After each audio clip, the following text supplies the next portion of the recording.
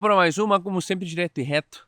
Eu sou o Maurício Guartelá e aqui nesse canal a gente fala do nosso amor pela fotografia, do audiovisual, de equipamento, mas hoje eu vou contar uma história para vocês, cara. Como que eu sobrevivi, tá? A viagem, uma das viagens consideradas a mais perigosa do mundo.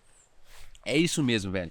Eu viajei em cima de um trem de minério de ferro por 22 horas lá na Mauritânia, cara. A Mauritânia está entre os 5 países menos visitados do mundo, cara. Eu vou falar um pouquinho da Mauritânia para vocês entenderem o tamanho do BO que a gente se enfiou.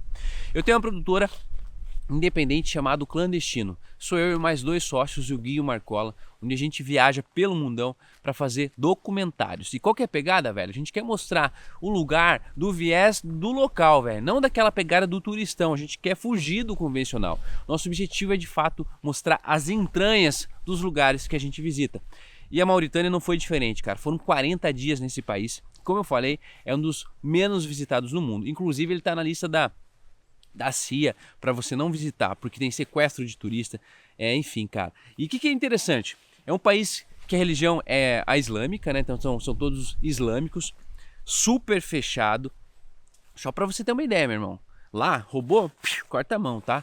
Se você encosta, você é um estrangeiro, você encosta numa mulher lá, você vai preso, meu brother. Não existe espaço para nada do tipo lá. É um país super rígido, né?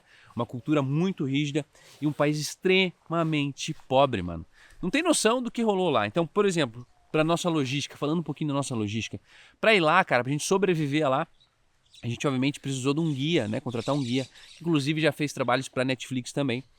Por quê, cara? Porque lá, eles, além de eles falarem árabe, né? Mas na verdade a maioria das pessoas fala um dialeto chamado Hassânia. É um dialeto que não tem nem alfabeto, brother. Só pra você ter ideia, as crianças lá, elas estudam o Corão, praticamente não tem escola no interior do país. Nós rodamos nesse país 5.000 quilômetros, então a gente precisou alugar uma caminhonete, a gente tinha um motorista para a gente poder andar com segurança, e a gente também tinha um cozinheiro, meu irmão, porque assim, o nível de higiene do lugar é um pouquinho contestável. Só para dar um exemplo para você, no primeiro dia a gente chegou lá, né, no país, na Mauritânia, chegamos na capital do país, que praticamente não tem prédios, e a gente foi pro interior, né? No primeiro dia, quando a gente pusemos na beira da estrada, assim, ó, cheio de vaca, cheio de bicho, tudo zoado, e a gente perguntou por quê, cara, estamos a fim de ir no banheiro, a fim de dar uma, né? Não era o número 1, era o número 2, ele falou assim, cara, África is free, você pode fazer onde você quiser aqui, ó. A gente literalmente, ó, sentamos lá e cagamos na beira da estrada vendo a galera passar, assim, que lá foi libertador. Embora o país tem essas limitações, cara, é um país muito difícil para gravar, por exemplo, as pessoas são muito fechadas, foi um desafio enorme, cara. A gente, atravessou o deserto do Saara, a gente andou de camelo, a gente comprou camelo, a gente viu crocodilo no deserto, a gente fez 5.000 quilômetros nesse país, cara. A gente foi numa das cidades mais antigas, chamada Oualata, uma cidade de 7.000 anos, que era caminho da Transsaariana. E o fechamento do nosso documentário, dessa viagem, foi justamente cruzar o deserto do Saara, mais de 900 quilômetros, com um trem da Mauritânia, um trem que chega até ter 3 km de extensão, um trem que sai das minas de Zouerat até Nouadhibou, que é a capital litorânea ali da Mauritânia, né? E o que acontece? Não tem estrada, brother. A única forma de você cruzar esses 900 km é através desse trem. E a gente viaja de forma clandestina. Tudo a ver com o nome da nossa produtora, né? A gente viaja literalmente de forma clandestina, brother. E o que é o lance?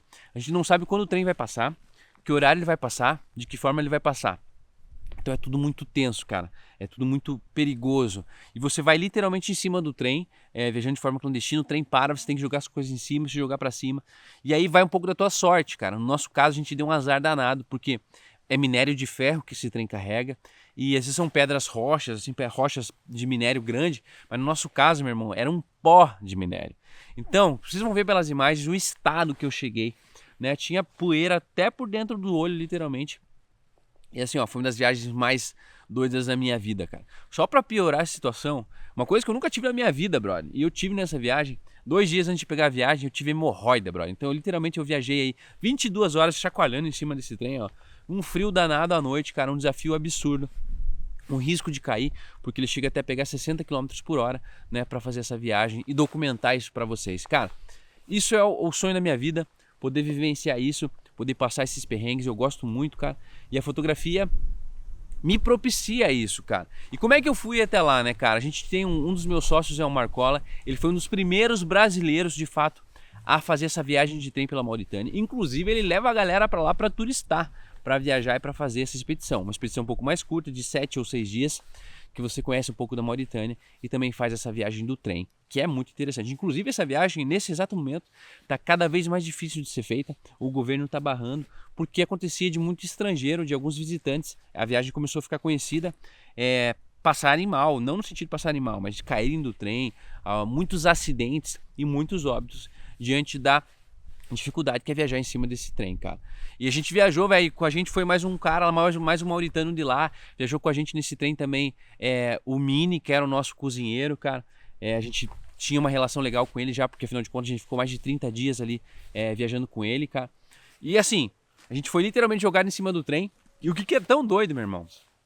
Que, cara, atrás de nós tinha uma família com criança viajando também no trem. Porque esse trem é utilizado como uma forma de transporte no país. E do nada ele para, meu irmão, de madrugada. E aí você vê um monte de carro chegando do lado, no meio do deserto do Saara, meu irmão, jogando coisa para baixo, jogando coisa para cima.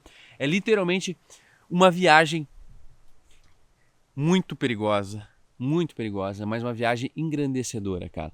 A fé daquele povo, meu irmão, a devoção deles, assim, cara, por Alá, né, cara, é muito bonito, mano. A simplicidade com que aquele povo vive, cara, a forma como as crianças vivem, o que eles comem. A primeira coisa que a gente foi convidado a comer lá foi camelo, mano. Então, assim, você volta pra casa dando um valor pra vida, brother. Você volta pra casa dando um valor pro teu conforto, pra tua cama, cara, pra tudo que você tem. A gente é muito abençoado, principalmente aqui no Brasil.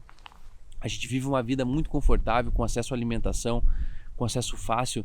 E lá, meu brother, lá o bicho pega. Lá você vê que o buraco é mais embaixo.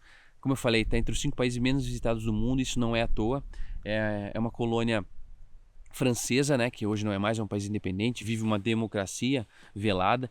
E sabe o que é mais doido, cara? Foi o último país no mundo a abolir a escravidão, cara. A escravidão foi abolida lá em 88 e 89.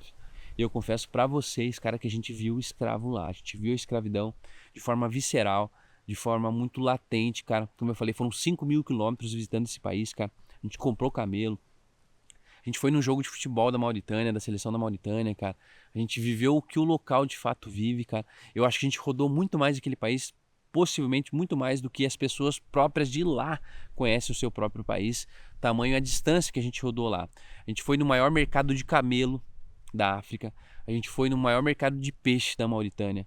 A gente viveu a entranha daquele país, cara. E eu voltei de lá, na verdade, totalmente reformado, assim, cara. Voltei de lá com uma visão totalmente diferente do mundo, dando muito valor pra minha família. Cara, eu lembro que eu cheguei em Paris, assim, com a orelha cheia de minério de ferro, todo sujo.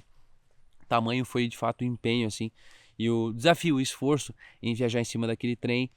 Cara, eu lembro que eu me matava de rir com os caras em cima. Falava, meu Deus, cara, o que a gente tá fazendo aqui? Mas eu confesso pra você que eu voltaria pra lá.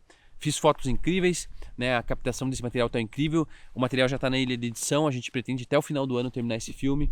E, meu brother, se você chegou até aqui, é um prazer ter você nesse canal, onde a gente fala de fotografia, de audiovisual, né? E eu também quero falar um pouquinho dos documentários que eu produzo, né? A primeira temporada desse projeto a gente rodou na Patagônia, a Meca, né, da vida selvagem, a Meca da landscape, por exemplo. Então, é um prazer ter você aqui. Não deixe de se inscrever no canal. Agora, se você quer ir além, se você quer aprender fotografia comigo, cara, se você quer viver do sonho, eu tenho um curso de fotografia que vai te ajudar do básico até o profissional a você viver do sonho, mano. A você ter liberdade financeira, liberdade geográfica, bem como eu tenho, como eu posso viver hoje e estar aqui no maior canyon do Brasil, nesse exato momento, numa segunda-feira gravando esse vídeo pra você. É nóis, deixa de se inscrever no canal e até a próxima.